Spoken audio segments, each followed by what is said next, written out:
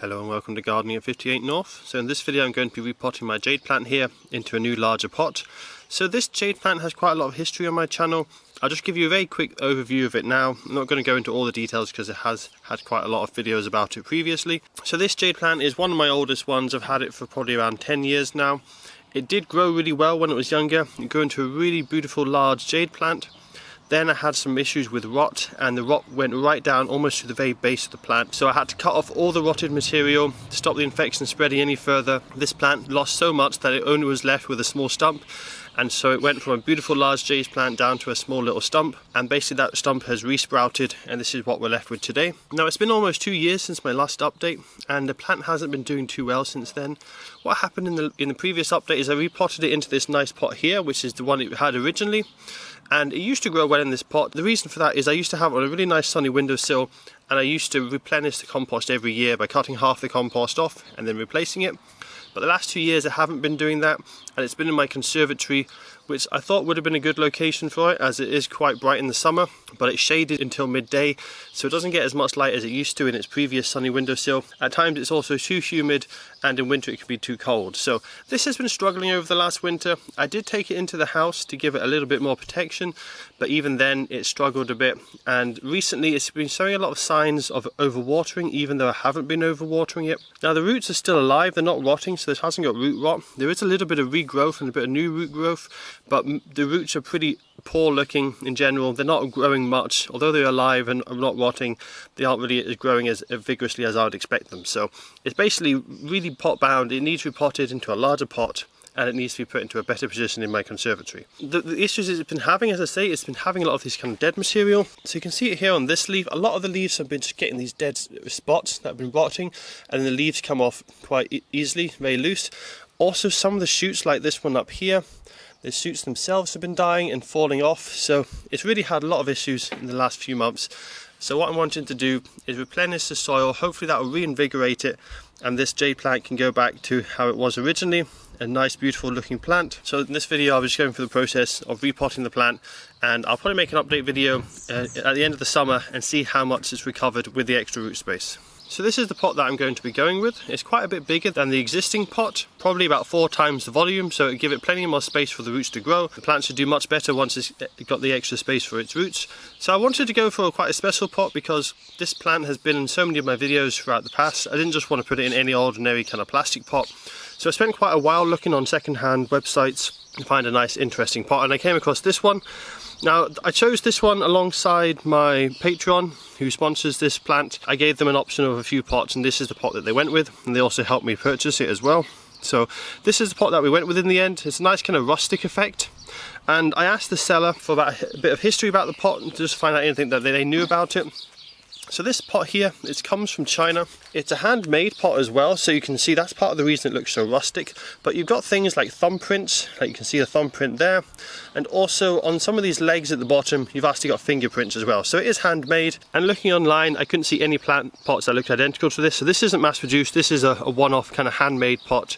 It's probably unique. So as I say, I did ask the seller about it. It's a Chinese handmade pot, and it comes from somewhere north of Shanghai most likely. What it is that the person that I bought it off of, he gets his pots imported from China. He buys it from somebody in China that goes around the different markets and different towns buying interesting bonsai pots. Once he gets enough bonsai pots to post, he then ships them to the UK, and then the seller that I bought them from then sells them on eBay. So this is one of those pots. I don't know a lot of information about it. There's no writing on it apart from the number 10 on the bottom. It's an unusual pot, but I think it's going to look really good with this jade plant, especially as it grows bigger. Now in the past I wasn't looking for big pots for this plant because I always had it on a windowsill. I was limited to how large I could allow this to grow, because if it got any bigger than what it is now, it wouldn't really fit on the windowsill. But I moved to this house about 3 years ago, and I've got a conservatory, so I've got the space now to allow it to grow. So this is why I've gone for this slightly larger pot. So I'm now going to take the jade plant out of its existing pot and have a look at the roots. Now as I do this, 1 or 2 branches and leaves might fall off. As I say, it's got an issue with some of the leaves dying at the moment and the stems, so Hopefully we don't lose too many, but it should just be the small tips that break off. So have a look at the root system. You can see there's a little bit of water in the bottom. I did give it a quick water yesterday. So you can see with the roots, there's a lot of roots. They are healthy.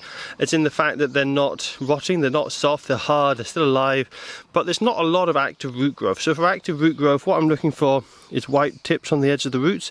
You can see there's a few at the very top there, and also at the bottom you can see just in this section here we got some nice active growth starting to come through on some of the roots, and this bit up here, but generally there's not a lot of active growth, and you can see there's a lot of roots and not a lot of compost. It really does need repotting.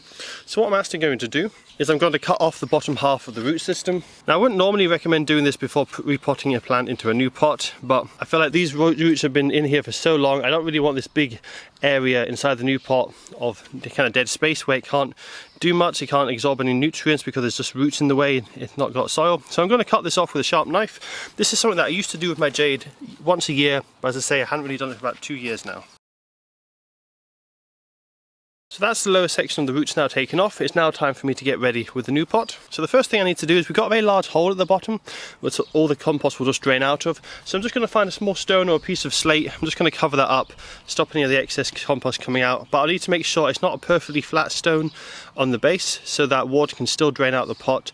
It really does need to be well drained, otherwise that will easily kill the plant by allowing the roots to rot. So I found this rock in my garden. I'm not entirely sure where it's from, but you can see it's got a very curved shape, so it almost looks like it might be man-made. But that curved shape means that the water can come under nice and easily, so that's the bit that's going to be flat on the bottom, and so we get plenty of water throughput, but the compost can't get through from the top. So I'll just place it there, and then I'll start filling with compost. So the compost mix I've gone for is a little bit different to the compost mix I've been using in recent years. Normally I've just been using multi-purpose compost with lots and lots of perlite added. The reason I do that is because jade plants grow a bit faster if they've got rich soil with plenty of moisture. But if there's too much moisture, because they are succulents, they'll easily rot off and die. So the perlite adds that extra drainage, it keeps it nice and loose, and it stops the roots from rotting. So that's why I normally add lots of perlite. But what I've also done to this, because I've got very sandy topsoil here, I've added about a third topsoil, a third multi-purpose compost and a third perlite. Hopefully that adds a slightly better growing mix to it. My parents have been using their pure topsoil for their jade plants, and their jade plants have been growing quite well. They also have very sandy soil, so I'm going to go with this mix here. Hopefully it'll be a really good balance, and with the topsoil there should be a lot of micronutrients as well, which should help with the plant as well, whereas the compost and the perlite, they might have some macronutrients added, but they might not have quite as many micronutrients. So I'll just fill this up to around about the right height, and then just double check the height with the plant. I definitely don't want to plant this any deeper than it already is. I might break off some of the surface here because there's a bit of salt crust building up. I don't want that salt to be washed in, so I'll just take that off. Now you can see the salt crust is kind of like this kind of whitish appearance on top of the soil, so I'll just kind of rake that away, and there's a bit up, actually right up against the trunk, and I'll just try and scrape off some of that excess salt if I can. We certainly don't want any of that salt going into the compost. So I'll just nestle it in like that. I just need to make sure that's centrally and about the right height. So far it's looking like it's quite a nice height there. It also looks like it's a nice central location. So what I'll do now is I'll just go around and I'll just fill it in with some more compost, make sure it's fully planted.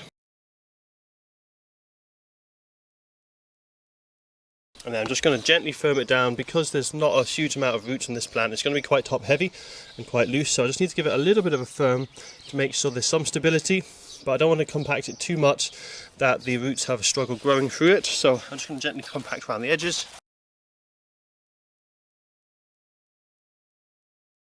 Also making sure there's not any large air gaps. I noticed at the back when I pushed it down, it went down a lot, so there must have been an air gap in there, so I'll just kind of fill that in.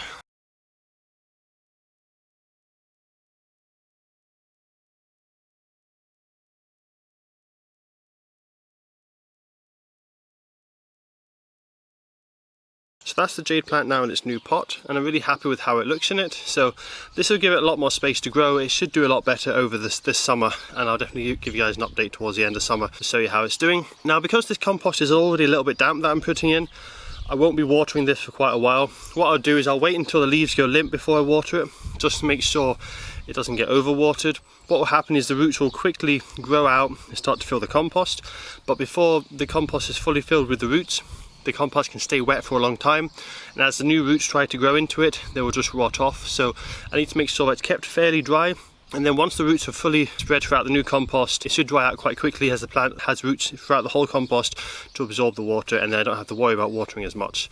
But certainly for the first few weeks or maybe a month or two, I'm just going to be very careful with the watering and just let the roots grow and fill before I go back to my normal summer regime of watering. So that's all for this video. Hopefully see you guys in a few months, maybe September time. Give you guys an update. What I'm expecting from this is a lot of new growth. You can see some of the leaves are looking a little bit purpley. That happens if the jade plant has very high light levels and the roots are a bit stressed, or it's been underfed, or the watering is not correct. So what I would expect with this is we'll get some nice glossy new leaves coming through, and because it's lost so many of the lower leaves over winter, I'll show you some videos of what it looked like in autumn. It had a lot more leaves than this. What I would expect is a lot of the lower down stems will probably start to resprout, and it'll probably kind of green up from the bottom and the top at the same time. So that's all for this video. I'll see you guys in a few months' time.